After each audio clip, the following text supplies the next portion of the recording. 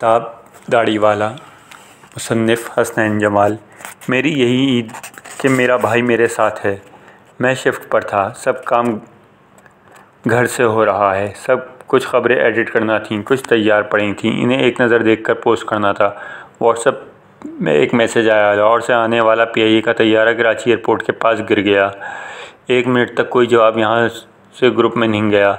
चीखता हुआ मैसेज दोबारा आया, डेस्क जी मैं देख रहा हूँ। 3:01 पर वो मैसेज आया था। अब 3:02 थे।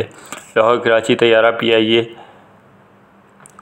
बस ये लफ्ज़ मेरे दिमाग में घूम रहे थे। मैं सोच रहा था खावर कहाँ है। दिमाग कुछ भी जवाब नहीं दे रहा था। शिफ्ट इंचार्ज मैं था। एडिटर और जज्बात दो बिल्कुल अलग अलग चीज़ें हैं। 3 मिनट मज़ीद लगे ख़ुद को यकीन दिलाने में। खावर मेरा छोटा भाई नीचे कमरे में है, यहीं है, मेरे पास है, ईद पर छुट्टी लेकर आया हुआ है। अब ख़बर कंफर्म करना थी, बस ब्रेकिंग न्यूज़ लग जानी थी।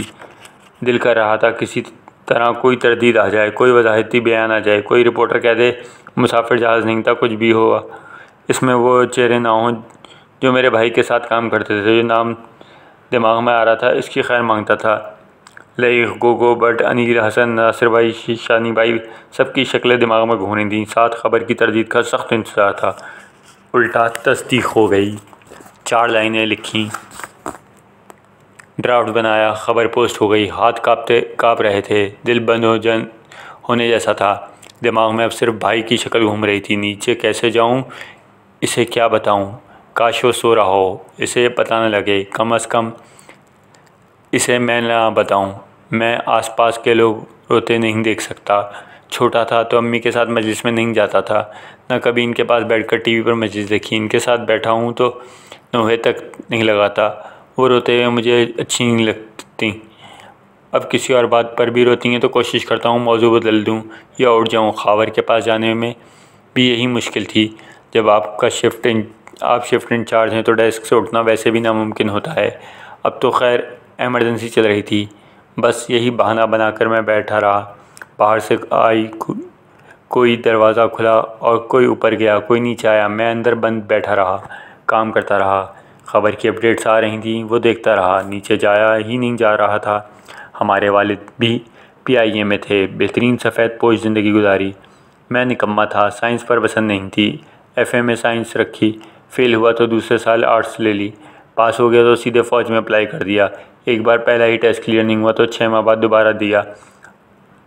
ISSB से रिजेक्ट हो गया तो ठप्पों के बाद रोबदार सरकारी नौकरी का ऑप्शन CSS था या पीआईए। मुकाबलेबाजी में ज़िंदगी कभी नहीं लगी। CSS ज़हीन बच्चे करते हैं, ये सोच के वो रास्ता छोड़ दिया।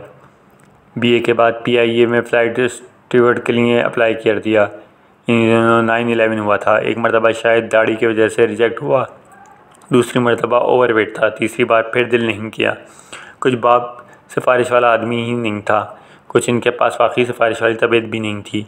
तो बस पीआईए को खुदाफिज कहकर ज़िंदगी आगे बढ़ा ली। बहुत से काम किए। MA के बाद फार्मा में लगा तो मोबाइल ले लिया। इस वक्त एक नई चीज़ होती थी।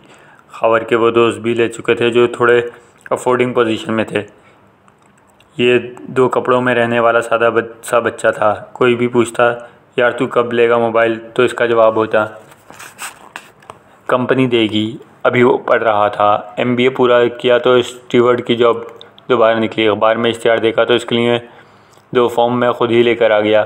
अब्बू कहने लगे यार ये नहीं हो सकता, बिल्कुल अंडरवेट है, दुबला पतला सा, घर में 24 घंटे पड़ा रहता, ऐनक भी लगी हुई है, इसने किधर सेलेक्ट होना है। एवं हज़ारों रुपये फॉर्म में ज़ाय कर दिए। मैं कोई मिसाली बड़ा भाई नहीं हूँ, कभी इसे पैसे भी नहीं दिए, ना कोई ख़ास लाड प्यार, बस दोस्ती है जैसे भाइयों की होती है। तो बस इससे कहा यार 4 तस्वीरें खिंचा और फॉर्म भर, जो तो करते हैं कोई।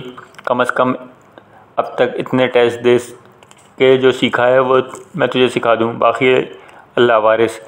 इस दिन के बाद बाकायदा जैसे दुम्बा पालते हैं वैसे इसको खिलाना पिलाना शुरू किया गया। मिल्क शेक चढ़ा हुआ है, केले खिलाए, आई साइट के लेंस लगाना सिखाए, जीन कपड़ों में जिस्म भरा हुआ लगे, इन पर बात की, तैयार करके टेस्ट के लिए भेज दिया। एक टेस्ट, दूसरा टेस्ट, तीसरा टेस्ट, नतीजे का इंतज़ार, 2-3 महीने दुआएं, और खावर पीआईए में सेलेक्ट हो गया। सिलेक्शन ट्रेनिंग शुरू की, फ़्लाइट में उल्टियाँ, सब कुछ गुजारे बाद पहली तनख्वाही तो इसने मुझे राम दीन गिफ्ट की मुमताज़ मुफ्ती की किताब थी। ऊपर लिखे थे इतने सारे पैसे भैया, समझ में नहीं आ रहा क्या करूं। वो किताब ले गया। अब कंपनी में आने के बाद खावर ने मोबाइल भी लिया। इसकी सिम भी भैया का ही एक नंबर है अब तक। फिर इसने ट्रांसफ़र भुगताए, कराची रहा, इस्लामाबाद रहा, फाइनली लाहौर आया तो मैं भी वहीं चला गया, साथ रहने लगे। ये नौकरी दूर से अच्छी लगती है, जब खावर साथ रहा तो अंदाज़ा हुआ। लंबी लंबी फ़्लाइट, टोटल जिस्मानी काम, जहाज़ में रहने के जैसे बालो जिस्म, सब में हर वक्त खुश की नींद का फ़िक्स कोई टाइम नहीं। आज सुबह 4 बजे पिकअप है, कल शाम 6 बजे। सोना बस इन्हीं घंटों में है जो ऑफिशियली आराम के हैं। हर फ्लाइट पर मुसाफिरों की बकबक, आपकी मुस्तकिल पेशेंस, साल में एक टिकट ख़रीद के जहाज़ अब्बा की मलकियत समझने वालों के झगड़े, VIP लोगों के नखरे, PIA के अंदरूनी सियासत, महीने में 15 दिन बाहर के खाने, हर रोज़ नया बिस्तर, नया मौसम, नए लोग, लंबी फ़्लाइटों की थकान, छोटी फ़्लाइटों में खाना देने और लपेटने की टेंशन। मतलब बस दूर के ढोल सुहाने होते हैं जो मैंने देखे और वो गरीब बजाना शुरू हो गया। 10 जुलाई 2006 को PIA का एक फोकर मुल्तान से टेक ऑफ करते हुए तबाह हुआ। अब्बू के एक दोस्त भी इसमें फौत हुए थे। हम लोग काफ़ी दिन उदास रहे। 28 जुलाई 2010 जब वो मार्गला वाला जहाज़ क्रैश हुआ तो भी सबसे पहले अपने भाई की फ़्लाइटों का ख्याल दिमाग में आया। कल वाले जहाज़ के साथ भी क्रैश हो चुका हूँ। मेरा दिल चाहता है ये किसी तरह ग्राउंड हो जाए, यानी जहाज़ की नौकरी छोड़ दे, बस साथ कुछ भी और धंधा कर ले इसमें। लेकिन तनख्वाह का बहुत नुकसान है, ज़मीन आसमान का फ़र्क है। पैसा ना सिर्फ बेटों को माओं से दूर रखता है, बल्कि भाइयों की जान भी आसमानों में टंगी रहती है या रहेगी। ना भाई सारी दुनिया से अलग, ना माँ बेचारी कोई मलका बरतानिया। बाप साबिर आदमी सोचता, मगर वो भी यही होगा। खबर चलने के आध पौन घंटे बाद नीचे आया। लॉन्ज में अंधेरा था, TV चल रहा था। खावर इसके बिल्कुल सामने रिमोट उठाए प्लास्टिक की कुर्सी पर बैठा था, बेसब्री से चैनल घुमा घुमा के देख रहा था। आखिर कहीं कोई ऐसी खबर हो जिसमें हमले का जिक्र मिले। शायद कोई बच गया हो, शायद सब बच गए हों। इन सब लोगों के साथ इसने काम किया हुआ था। फरीद भाई के साथ तो अच्छी दोस्ती थी, जो पायलट थे। इनके साथ बस इसने कई फ़्लाइटें की थी। खावर से मैंने पूछा, तेरे कोई जानने वाले थे? सर हिला दिया। बेबस सर इसके चौड़े कंधों पर बस एक बार हिला, बाकी वो रो ही रहा था। क्या इसने कहना था, क्या मैंने पूछना था? मैं इसके पीछे खड़ा हो गया, हाथों को इसके बाजू पर रखा, इसे दबाकर महसूस करने लगा। मेरा भाई मेरे पास था, मेरे घर में था, मेरे साथ था। मैं इस वक्त रो नहीं सका था, ड्यूटी थी। मैं अब रो रहा हूँ, इनके लिए जो चले गए। ईद है, सुबह 9 बजे हैं, मैं अब रो रहा हूँ। शुक्र है मेरा भाई मेरे पास है। पहला नंबर बड़े वाले का होता है। मैं यकीनन पहले जाना पसंद करूँगा। कोई फ़ायदा नहीं किसी इंक्वायरी का, किसी कमेटी का, किसी तब्दीली का। ये बेहिसी की डोज बढ़ाएं या इधर से भाग जाएं। जो दरख्त जड़ें नहीं छोड़ता, इसे मौसम की सख्तियाँ बर्दाश्त करनी पड़ती हैं।